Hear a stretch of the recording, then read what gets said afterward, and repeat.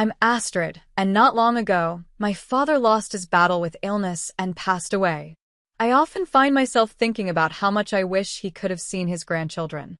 I let out a sigh as I whispered these thoughts aloud.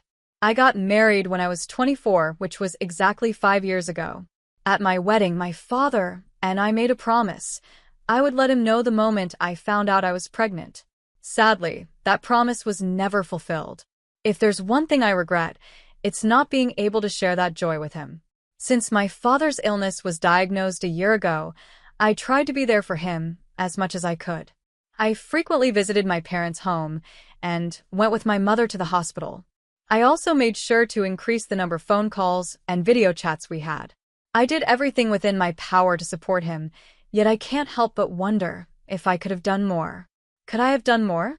I murmured, but my mother, sitting beside me, reassured me. You did everything you could, Astrid. Really? I asked, seeking further assurance. She nodded. Yes, your father would have been content with everything you did. Just then, my sister Elsa returned and brought the lawyer with her. Elsa walked into the living room with a man in his mid-40s trailing behind her. I assumed he was the lawyer. He handed me his business card and introduced himself. I'm Lars, the attorney. Thank you for coming. Please have a seat, I said, gesturing for him to sit. My mother guided the lawyer to a seat, and as soon as he settled, my sister blurted out, I heard from the lawyer that Dad left quite an inheritance. Don't think it's all yours, Elsa, I shot back. Clearly annoyed, my sister glared at me, and I glared right back. Elsa and I never really got along.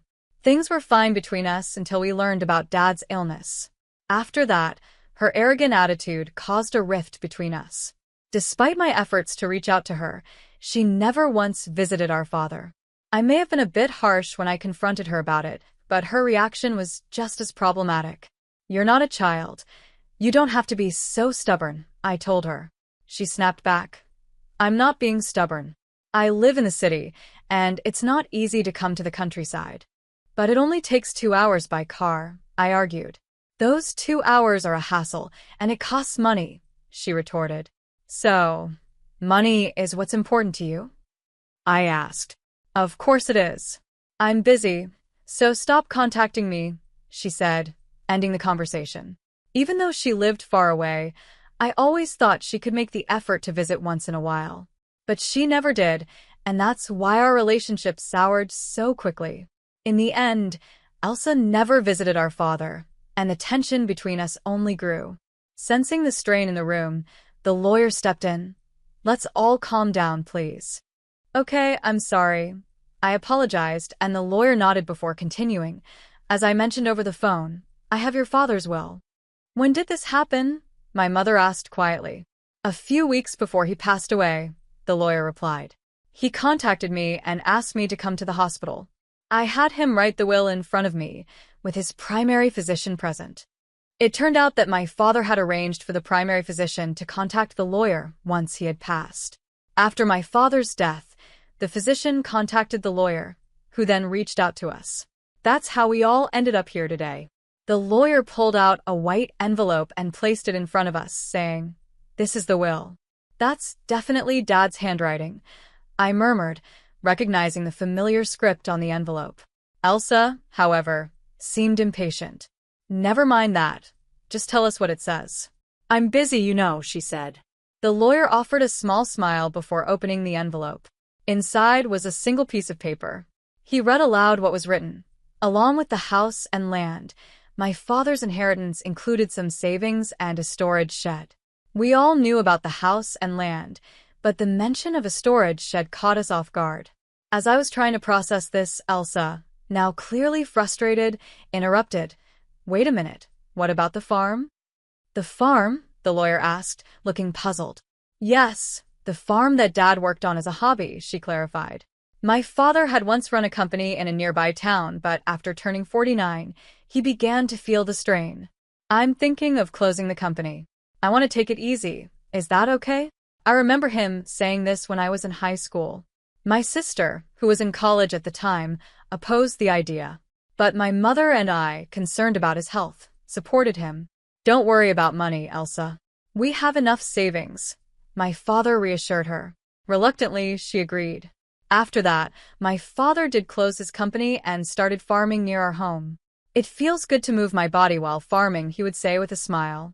Seeing him happy made me glad that I had supported his decision, but Elsa didn't seem to share my sentiment. She had planned to return home after college, but instead got a job near her university. Eventually, she married the CEO of an IT company she met through work. Regardless, my father continued farming until he fell ill. Now, Elsa was insisting that the farm should be part of the inheritance. The lawyer reviewed the documents after hearing her demand. The farm is rented land, he stated. Rented? Elsa repeated, her disappointment evident. I thought we owned a large piece of land. The land where my father grew vegetables was indeed spacious, but I had always thought it might be too much for us, given that we knew nothing about farming. Perhaps it was a good thing that the land was rented, I thought to myself. The conversation then shifted to how the inheritance would be divided. As for the division of the inheritance, the house and land will go to the wife, the lawyer announced, while my sister grimaced in response. So, we can divide the rest however we want? Elsa asked with a calculating look. Yes, the lawyer replied. Please divide the savings and the storage shed between you two. Savings means cash, right? I'll take the cash. How much is it? Elsa inquired eagerly. The savings amount to about $100,000, the lawyer informed us. There's no need to pay inheritance tax for this amount. I'll take the $100,000 in cash, Elsa declared with a triumphant smile, but I couldn't let her get away with such a selfish decision. Hold on a minute, I object. I protested, my voice firm. Why? I'm the oldest daughter, she shot back, as if that justified her claim. That's irrelevant, I countered. You can have the storage shed. What even is that anyway? Elsa scoffed, turning back to the lawyer, who was flipping through the documents. It's the storage shed next to the field, the lawyer explained. You'll inherit the building, the land it's on, and its contents. Land. Elsa's eyes lit up with interest. Even though she was married to the CEO of an IT company, it seemed she still had an appetite for more wealth. As I watched her, the lawyer added, the land comes with it, but it's only about 65 square feet, roughly the size of a small bedroom. A small bedroom? Elsa repeated, her excitement fading. The lawyer then placed some photos of the shed on the table. The images showed a rundown shack from the outside and a modest interior filled with basic tools like hoses, scissors, and shovels. Nothing of apparent value. I don't want it, Elsa grimaced, shoving the photos aside. I looked at them too, but the shed seemed completely ordinary. These were sentimental items, but they wouldn't bring in any money. Fine, I'll take the cash. You can have that dirty shed, she said dismissively. Hold on, that's not fair. I argued. You agreed to the vegetable farming. What are you complaining about now? It was hard to argue when she put it that way, but I couldn't just let her take all of Dad's inheritance without saying anything. So we're good then? Elsa pressed, eager to finalize the deal. As I hesitated, my mother chimed in. As long as Elsa won't complain later, I have no objections. There's no way I would, Elsa said confidently. Then Elsa gets the cash, and Astrid gets the shed. Okay, it's settled then, the lawyer confirmed. Elsa grinned, clearly satisfied with how things had turned out. But I felt uneasy. Well, I'm not satisfied, I said, refusing to let it go. Oh, give it up. You're so greedy, aren't you? Elsa sneered. That's not it. I insisted. You're such a hassle. You care more about Dad than money, right? Elsa's words stung, leaving me momentarily speechless. Of course, family was more important than money. Money mattered, but it wasn't something to be compared with the bond one had with my father. While I was lost in thought, Elsa quickly ended the conversation. In the end, my mother got the house and land, Elsa took Dad's savings, and all that was left for me was that dirty old shed. After everything was settled, my sister signed a document promising not to complain about the division of the inheritance. She laughed loudly as she signed, her laughter echoing in my ears. Meanwhile, I was filled with resentment and couldn't help but vent to my mother later. Mom, why didn't you help me? I did help you, she replied calmly. How? You sided with Elsa. I accused, feeling betrayed. That's not true. I made sure you got the shed, she said with a knowing smile. Huh? I'm not happy about getting that shed. I pouted, still upset. You might find something surprisingly good if you look closely, my mother said, her smile widening. I could only puff out my cheeks in frustration. The next day, I took the key from the lawyer and headed to the shed near the field. It was a 10-minute walk from home, along a rural road where no one else passed by. Eventually, I reached the field my father had rented. Over the past year, since he'd been hospitalized, the field had been left unattended. I approached the shed and unlocked it with the key. Wow, it's dusty, I muttered, noticing the thick layer of dust that coated everything. It was clear no one had cleaned it in a long time. Still, I thought there might be something sentimental from Dad hidden inside. I looked around the shed, but nothing special caught my eye. It was just a dirty old shed, after all. The tools left behind were those he had used for farming. They were sentimental, but not particularly valuable. Maybe I should just take what's inside for now, I mumbled, glancing around the shed again. That's when I noticed something odd. Huh, I muttered, feeling puzzled. The inside of the shed seemed smaller than it should have been. Maybe it was the dim light, but the space felt cramped. Is it just my imagination? I wondered. I stepped outside to double-check, but something still felt off.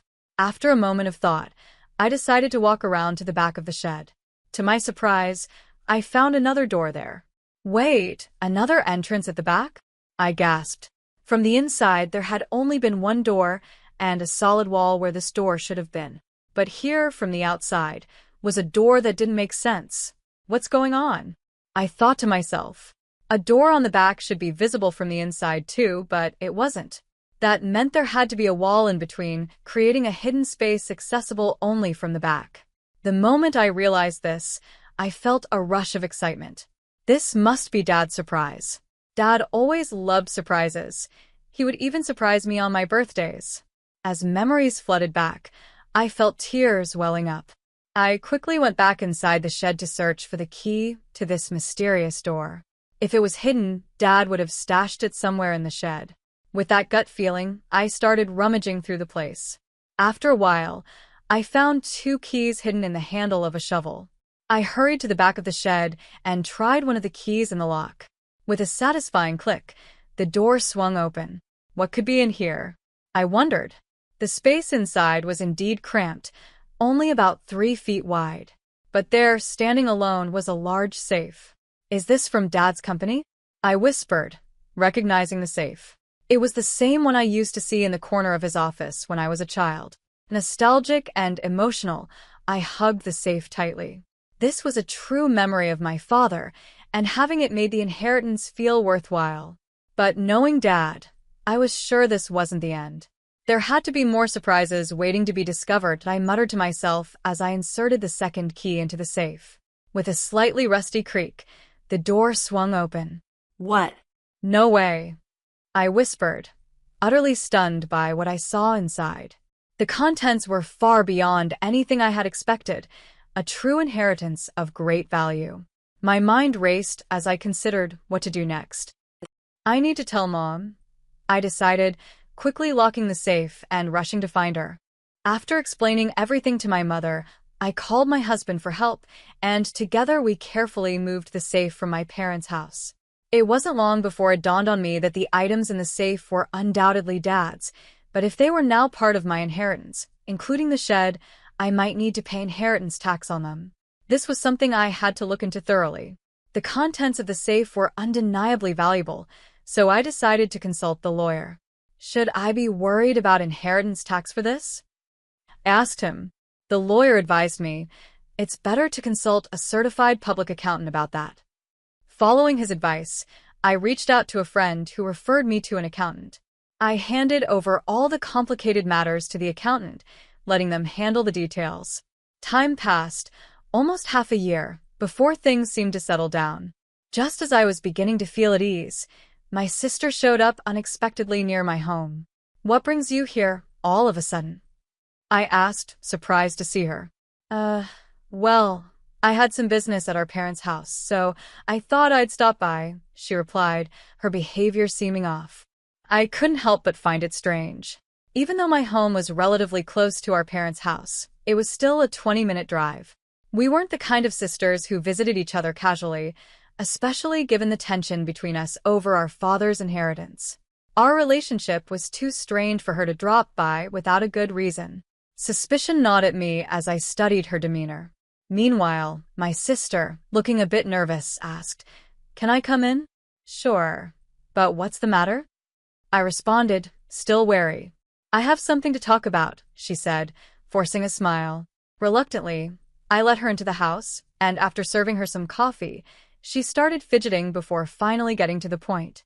"So, did you win the lottery or something?" she asked suddenly. "What?" "No, I didn't," I replied, genuinely puzzled. "Then did your husband get a bonus?" She pressed further, causing me to tilt my head in confusion. I never bought lottery tickets because I wasn't interested, and although my husband, a salaried worker, did receive holiday bonuses, it wasn't that time of year. What on earth is she talking about? I wondered, so I asked her directly, "Hey, what are you talking about?" Suddenly, my sister's demeanor changed. She got angry and snapped. "What, are you making fun of me?" "No. What are you talking about?" I asked again, trying to understand. "Money," she exclaimed. "You have it, don't you?" "Money," I repeated, still confused. "Yes, I heard about it," she said, now speaking more excitedly. She then launched into a story from a few days ago. Living in the city, she had run into our aunt by chance. The woman started the conversation by saying, "I know how hard it's been for you since you lost your father. Are you doing okay?" "Yes, well, I visited him many times when he was sick." "Thank you," my sister had responded. "But you must be relieved, right? Getting such a big thank you gift," our aunt had added. "Thank you gift?" Elsa had asked, clearly intrigued. "Yes, your sister sent me a $1,000 gift card as a thank you for visiting him," our aunt had revealed. "A gift card?" Elsa repeated, and it was clear that this detail had caught her attention. Hearing that I had sent such a gift, she became convinced that I had come into some extra money. Now, sitting in my living room, she interrogated me. "You got a windfall, didn't you? Just admit it." "Oh, so that's what this is about," I sighed, finally understanding her strange behavior. My sister didn't appreciate my reaction and yelled, "What's with that attitude? Are you mocking me?" "No, it was a thank you gift," I explained calmly. "So, where did you get the money for it?" "That's what I want to know," she demanded. "From the inheritance, remember?" I replied. "Inheritance? But all you got was that dirty shed," she said, clearly skeptical. "Yes, that's true," I admitted, "but there was a safe inside it. That's where the real inheritance was." "A safe? Real inheritance?" she repeated, her curiosity piqued. I carefully explained to her that the safe had contained valuable watches, which our father had collected as a hobby throughout his life. However, I didn't know their exact value at the time.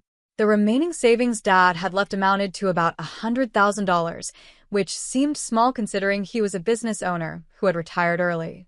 That led me to think he might have invested much of his wealth in those watches. "If they're valuable, you'll have to pay inheritance tax," my mother had warned after seeing the contents of the safe.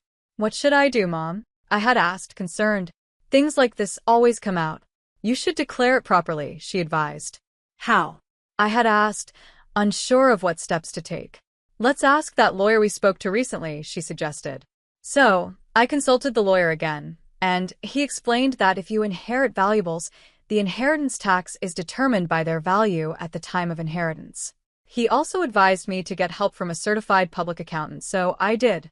As a result, it was found that the watches alone were worth at least $500,000. With watches this valuable, you'll have to pay inheritance tax, the accountant had informed me. "How should I pay it?" I had asked. "How about keeping the ones you're emotionally attached to and selling the rest?" the accountant had suggested. That made sense. I didn't know much about the value of these watches, and I felt it was better for someone who understood their worth to have them. With that thought, I sold some of the watches and used the money from the sale to pay the inheritance tax. I also sent thank you gifts to the relatives who had helped us. Those thank you gifts were the gift cards my sister was talking about. By the way, what I kept were items like the pocket watch my father often wore, that I showed my sister the pocket watch as I recounted the story. This one isn't worth much, but it holds the most memories for me. Despite the sentimentality of my words, my sister frowned upon hearing the story. So, you don't have any of the valuable ones left? She asked, her tone laced with disappointment. No, there are still some in the safe, I replied. Where's the safe? She demanded. It's at Mom's place. The safe is too big for our house. It's the one Dad used at his company, I explained. My sister muttered, looking away, lost in thought. I felt a pang of unease seeing her like that, but before I could say anything, she abruptly stood up and announced, I'm leaving now that I know where the money came from. Without another word, she left.